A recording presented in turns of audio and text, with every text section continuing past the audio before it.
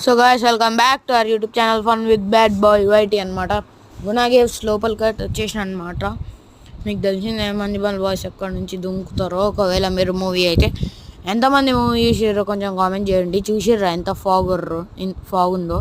అది ఇంకా మా దగ్గరకు వచ్చింది కూడా. చల్లగా ఉంది గాయస్. చాలా లోతుంటుంది కింద. ఘోరంగా చల్లి అయితే పెడుతుంది.